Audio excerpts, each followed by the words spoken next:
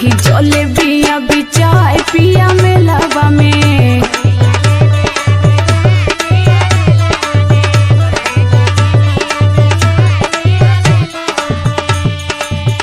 जब देखा तब तोरे लारे चुअला पेट ही नहीं कारे चुअता पानी लरी कोर भैलू धनिया।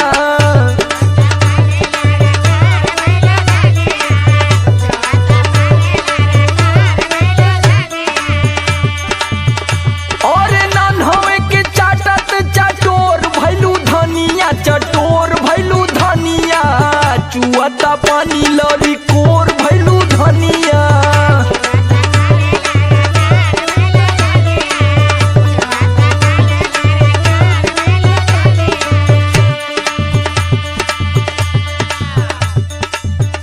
सुना सुनावा हम बस अपने खातिर थोड़ो मांगतानी कि इतना बहुत तेज फुदकत बड़ा।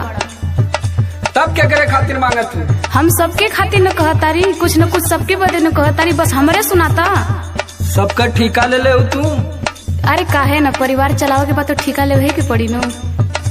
सुना सुनावा। अम्मा जी के लिहा पकौड़ी बाबू जी के केला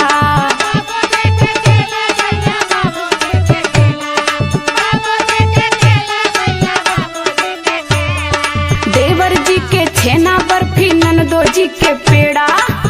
अरे तो सबका ठीका मैं ले लेगा जाए के हैप्पी से और विक्की यादव से पूछा।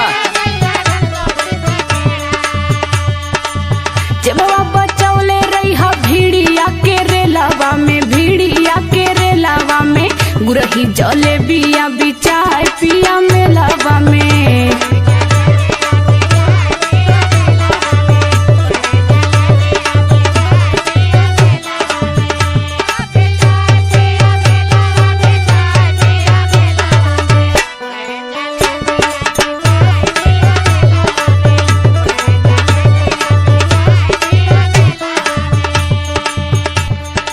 अच्छा ये बतावा कि अब इन कलियां गए ललू बाजारे न।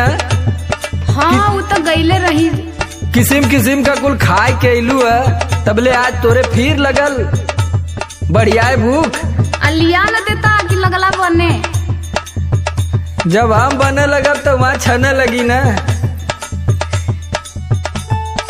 हंसी हंस के गोलगप्पा खैलू काल्हे साथ बजारे।